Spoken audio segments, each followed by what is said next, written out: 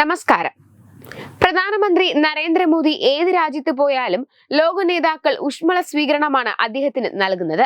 അതൊക്കെ നമ്മൾ കാണുന്നതുമാണ്. ഇപ്പോഴിതാ 6ാമത് ബിംസ്റ്റെക് ഉച്ചകോടിയിൽ പങ്കെടുക്കുന്നതിനായി 2 ദിവസത്തെ സന്ദർശനത്തിനായി തായ്ലൻഡിലെത്തിയ പ്രധാനമന്ത്രി നരേന്ദ്രമോദിക്ക് ഊഷ്മളമായ സ്വീകരണമാണ് തായ് സർക്കാർ ഒരുക്കിയത്.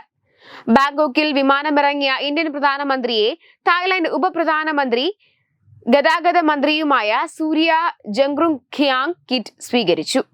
തുടർന്ന് ഗവൺമെന്റ് ഹൌസിൽ തായ്ലൻഡ് പ്രധാനമന്ത്രി പെയ്റ്റോങ് ടാർ ഷിനവത്ര അദ്ദേഹത്തെ ഔദ്യോഗികമായി സ്വീകരിച്ചു. പ്രധാനമന്ത്രി മോദിയുടെയും തായ്ലൻഡ് പ്രധാനമന്ത്രി ഷിനവത്രയുടെയും സാന്നിധ്യത്തിൽ ഇന്ത്യയും തായ്ലൻഡും നിരവധി ധാരണാപത്രങ്ങൾ ഒപ്പുവെച്ചു.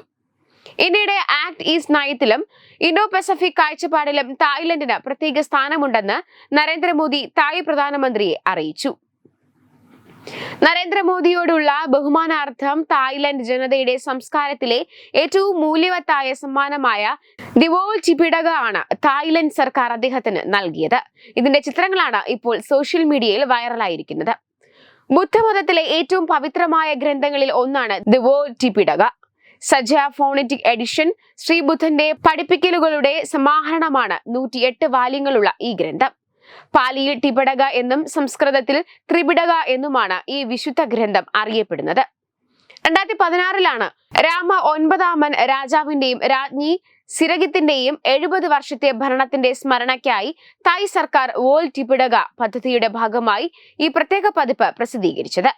ബുദ്ധഭൂമിയായ ഇന്ത്യയുടെ പേരിൽ കൂപ്പുകൈകളോടെ ഈ വിശിഷ്ട സമ്മാനം ഏറ്റുവാങ്ങുന്നു എന്ന് പ്രധാനമന്ത്രി നരേന്ദ്രമോദി അറിയിച്ചു. ഇന്ത്യയും തായ്ലൻഡും തമ്മിലുള്ള ആഴത്തിലുള്ള ആത്മീയ ബന്ധത്തെ സൂചിപ്പിക്കുന്നതാണ് ഇത്. കഴിഞ്ഞ വർഷം ഇന്ത്യയിൽ നിന്ന് അയച്ച ബുദ്ധന്റെ പുണ്യാവശിഷ്ടങ്ങൾ ദർശിക്കാൻ തായ്ലൻഡിലെ 4 ദശലക്ഷത്തിലധികം ഭക്തർക്ക് അവസരം ലഭിച്ചുവെന്ന് അദ്ദേഹം ഓർമ്മിപ്പിച്ചു.